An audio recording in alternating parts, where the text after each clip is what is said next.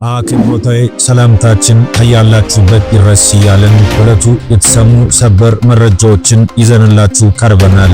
እስከ ፍጻሜው ድረስ ላይክ፣ ሰብስክራይብ ያደረጋችሁ ትቆዩ ዘንድ አክብሮታዊ ግብዣችን ነው። ይህ ወርልድ ኒውስ ነው። በቅድሚያ አርዕስተ ዜናዎችን የምናስደምጣችሁ ይሆናል።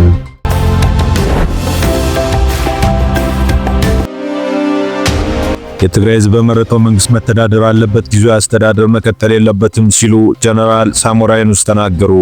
በየመንገዱ አይሾ ስፒድ ነኝ የሚለው ኢትዮጵያዊ ወጣት በህዝቡ ዘንድ እየተፈጠረ ያለው መደናገርና የከተማው ግርግር አሳሳቢ ደረጃ ላይ ነው፣ በፖሊስ ቁጥጥር ስር ሊውል ይችላል፣ ጥንቃቄ መደረግ ይገባል ሲሉ ጉዳዩ ያሳሰባቸው ተናገሩ።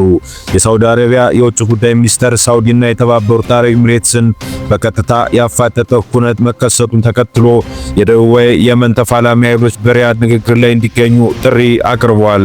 አሁን በዝርዝር ወደምንመለከታቸው ጉዳዮች ተሻገርን። አብራችሁን ቆዩ። የትግራይ ህዝብ በመረጠው መንግስት መተዳደር አለበት፣ ጊዜያዊ አስተዳደር መቀጠል የለበትም ሲሉ ጀነራል ሳሞራ የኑስ ተናገሩ። የቀድሞው የኢትዮጵያ መከላከያ ሰራዊት ኤታማዦር ሹም ጀነራል ሳሞራ የኑስ ከወጋታ የትግራይ ጋዜጣ ጋር ባደረጉት ቃለ ምልልስ የትግራይ ህዝብ በመሪው መመረጥ ብቻ ሳይሆን በመረጠው አስተዳዳሪ ስር መኖር ይኖርበታል ያሉ ሲሆን ጊዜያዊ አስተዳደሩ መቀጠል እንደሌለበት ገልጸዋል። ጊዜያዊ አስተዳደሩ እንዳይቀጥል ደግሞ የግዴታ ምርጫ መካሄድና ህዝቡ መሪውን መምረጥ እንደሚገባው አስረድተዋል።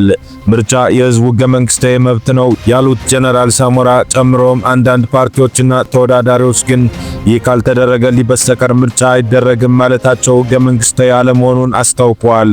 እንዲሁም ፍትሃዊም አይደለም ብለዋል።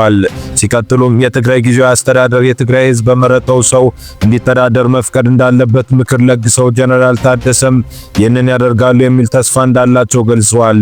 ይህንንም ማድረግ የጀነራል ታደሰ ብቻ ሳይሆን በትግራይ ውስጥ በሚገኙ ፖለቲከኞች ሁሉ ድጋፍ ማግኘት እንዳለበት የጠቀሱት ጀነራል ሳሞራ ጨምሮ ምርጫ እንደ መደራደሪያ ማቅረብ ተገቢም ትክክልም አይደለም ብለዋል። ትግራይ በአሁኑ ወቅት በተወካዮች ምክር ቤትና በፌዴሬሽን ምክር ቤት ምንም አይነት ውክልና እንደሌላት ጠቅሰው በሁሉም የመንግስት ተቋማት የሚወከሉ ሰዎችን ህዝቡ መምረጥ እንዳለበት በቃለ ምልልሱ አስረድተዋል። በአዲስ አበባ ከተማ ጎዳናዎች 3 የግል ጠባቂዎች በማስከተል ራሱን ዝነኛው ዩቲዩበር አይሾ ስፒድን አስመስሎ የሚንቀሳቀስ ወጣት የብዙዎችን ትኩረት መሳቡ ይታወቃል። ይህ እንደ እውነተኛ አይሾ ስፒድ የጮና የሱን እንቅስቃሴዎች እየተገበረ የሚታየው ይህ ወጣት በተለይ በህፃናት ዘንድ ትልቅ መነቃቃትና መደናገርን ፈጥሯል። ብዙ ህፃናት እውነተኛው አይሾ ስፒድ የመጣ መስሏቸው አይሾ ስፒድን አገኘሁት በሚል በከፍተኛ ስሜት ሲጮና ሲከተሉ ታይተዋል። ይህ ድርጊት ህዝቡ በሚበዛባቸው ቦታዎች ላይ መተራመስን እየፈጠረ ይገኛል። ሰውን በማወናበድና ያለአግባብ ስሜትን በመከስከስ ፖሊስ ለምን ህዝብን ታወናብዳለህ በሚል በቁጥጥር ስር ሊያውለው ይችላል የሚል ስጋትም ተፈጥሯል። መዝናናትና አዳዲስ ነገሮችን መፍጠር መልካም ቢሆንም የሰዎችን በተለይም የህፃናትን ስሜት ካለማወቅ ጋር ተዳምሮ መደናገርን መፍጠር ግን ተገቢ አይደለም ሲሉ ስጋት ያደረባቸው ሰዎች ተናግረዋል። ወጣቱ ጥንቃቄ ቢደረግ ይመከራል ሲሉ ስጋታቸውን ገልጸዋል። የሳውዲ አረቢያ የውጭ ጉዳይ ሚኒስተር ሳውዲና የተባበሩት አረብ ኤሚሬትስን በቀጥታ ያፋጠጠ ኩነት መከሰቱን ተከትሎ የደቡባዊ የመን ተፋላሚ ኃይሎች በሪያድ ንግግር ላይ እንዲገኙ ጥሪ አቅርበዋል። ሁለቱ የገልፍ ኃያላን ዓለም አቀፍ እውቅና ባለው የየመን መንግስት ስም በረጅም የእርስ በርስ ግጭት የተሳተፉ ቢሆንም አገሪቱ በሚደግፏቸው የተለያዩ ተቀናቃኝ ቡድኖች ምክንያት አጋርነታቸው እየተፈተነ ነው።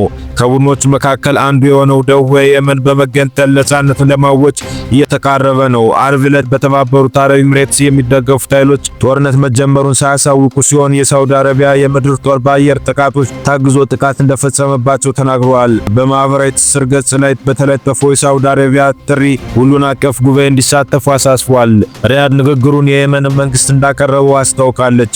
የየመን የእርስ በርስ ጦርነት እንደ አውሮፓውያን አቆጣጠር በ2014 የፈነዳ ሲሆን ጦርነቱ አገሪቱን እንደማፋሰስ ግጭት ውስጥና የዓለማችን እጅግ አስከፊ የራብ ቀውስን ፈጥሯል። ጦርነቱ ሲጀምር በኢራን የሚደገፉት የሁቲ አማጽያን ዋና ከተማዋን ሰናን ጨምሮ አብዛኛውን የሰሜን የመንን ክፍል ከመንግስት በመንጠቅ ተቆጣጥረዋል።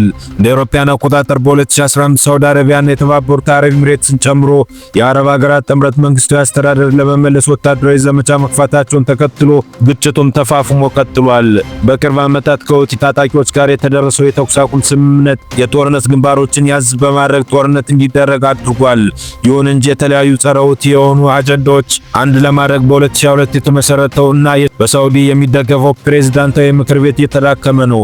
በተመሳሳይ ጊዜ አብዛኛውን የደቡብ የመን በተባበሩት አረብ ኤሚሬትስ በሚደገፍ ተገንጣይ የደቡብ ሽግግር ምክር ቤት የተያዘ ነው። ይህ ምክር ቤት የጸረ ሁቲ ጥምረቱ አካል ነው። ደቡብ የመን የመገንጠል ፍላጎት ያለው የደቡባዊ ሽግግር ምክር ቤቱ ባለፈው ወር በምስራቅ የመን ክፍል ትልቅ ወታደራዊ ዘመቻ መከፈቱን ተከትሎ ግጭቱ ተባብሷል። ምክር ቤቱ በሳውዲ ድንበር አቅራቢያ በነዳጅ ወደ በለጸገችው አራማዊት ግዛትን እየገሰገሰ ነው። ውጥረቱ ሳውዲ መር ጥምረቱ የአየር ድብደባዎች መፈጸሙ ተከትሎ ተባብሷል። ባለፈው ማክሰኞ በሙከላ ወደብ የተባበሩት አረብ ኤሚሬትስ ሁለት መርከብ ወታደራዊ መሳሪያዎች በአየር ጥቃት ተደብድበዋል። የአየር ጥቃቱን ተከትሎ የየመን ፕሬዝዳንታዊ ምክር ቤት ከተባበሩት አረብ ኤሚሬትስ ጋር የነበረውን የመከላከያ ስምምነት መሰረዙን አስታውቆ ኤሚሬትስ የየመንን በ24 ሰዓት ውስጥ ለቃ እንድትወጣ ትዕዛዝ አስተላልፏል። ውድ ቤተሰቦቻችን ለሰዓቱ ያዝንላችሁ መረጃዎች ይህንን ይመስል ነበር። በሌላ ርዕሰ ጉዳይ እስከምንገናኝ ድረስ መልካሙን ሁሉ ተመኘን። አበቃን።